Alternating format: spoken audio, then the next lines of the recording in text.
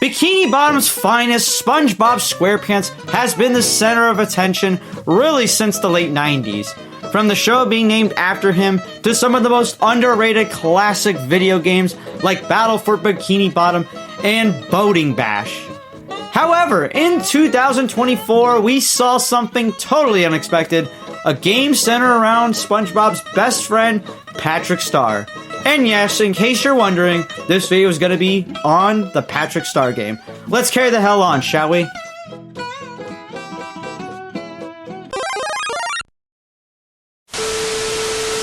So can we just take a minute to admire the world map and attention to detail? Like, damn, mama! They got pretty much every iconic location from the SpongeBob series, from the Krusty Krab, to the Glove World, to Miss Puff's boating school, to Weenie Ha Juniors! Holy shit! And the bass keeps walking, walking, walking, walking, walking, walking, walking. This game is just like most of the other games in the SpongeBob series, as we are in a third person where the player is controlling the one and only Patrick Star in a sandbox roaming style video game where you can pretty much pick up anything or interact with anything in the world map, ranging from boats, hammers, or reef blowers. Suck. Along with messing around in Bikini Bottom, the player can also complete tasks to earn sand dollars, which lead to unlocking some cool costumes. And with these quests come with some hilarious mini games. The quests in this game, although short, offer a true Bikini Bottom experience as you do tasks that relate to the characters from the show. The first one you experience in your game will be playing with Gary the Snail in the park. Now why? Because, well, Gary's got that chat in him.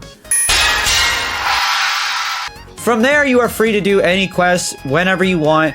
So, if you want, you can blow people away so Squidward can isolate by himself. You can also attend the one and only Glove World and help SpongeBob find the golden gloves that he scattered around the park.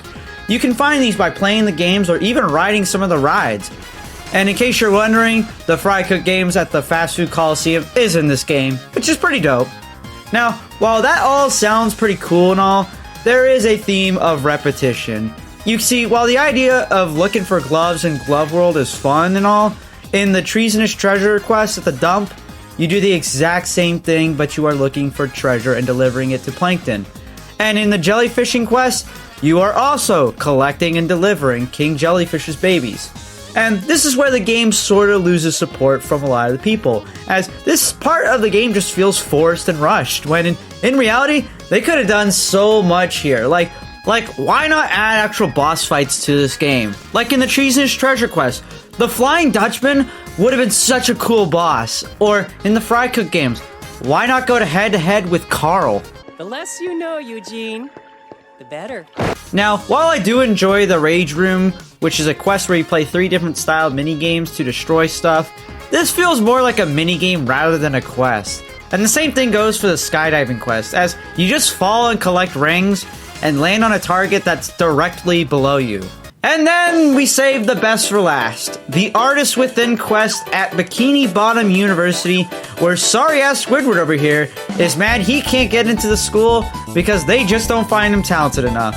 So he decides to go head-to-head with Patrick in 3 different challenges, a sculpture, dance, and art competition. This sounds awesome, right?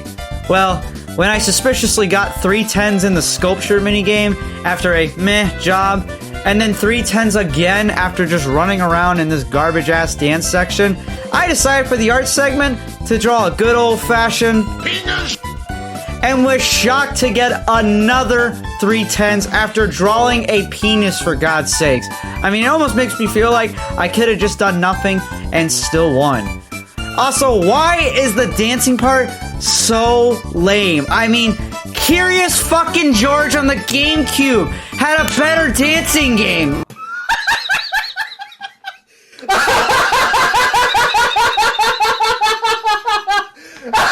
Walking, walking, walking.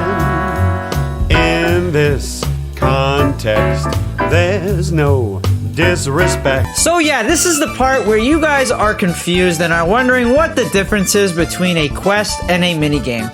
Truth is, I don't fucking know. But nonetheless, we have some good-ass mini-games, such as boatmobile safety courses with the one and only Mrs. Puffs, where you basically... Actually, never mind, we all should know by now what to do. It's a goddamn racing game.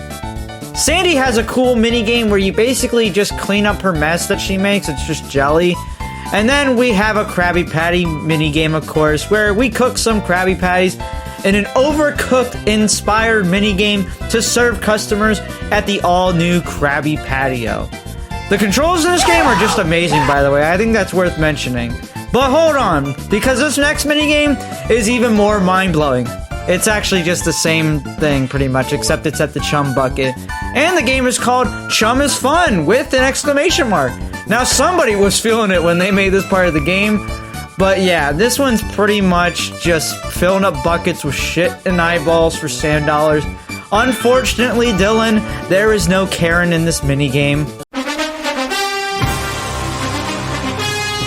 All in all, I don't think this game is really that good, which sucks because I really wanted this game to be good. Especially with how good prior SpongeBob games have been, I really believe that if this game wasn't rushed and had a good story mode with some bosses, and maybe even 2-player compatibility, the reviews on this game could be totally different. But nonetheless, I still think this game perfectly falls in that category of being a meme game, in the same class as a Subway Surfers or a Hello Neighbor. You aren't going to overplay it as much as a Wind Waker or a Sonic Adventure 2, but you will always find yourself wanting to play it every now and then, for a good laugh, and have that occasional moment where you actually are having fun on the game. Should you pay $50 to $60 on this game? Probably not. But if this game is in the PlayStation Plus category or Xbox Game Pass or has a generous sale on Steam, I think you should give the game a try. And who knows, maybe they add DLC one day to the game and has an actual story quest. And I've got to say, in all honesty, it's the biggest piece of dog shit that I have ever heard. Oh, Shizzy. Yeehaw!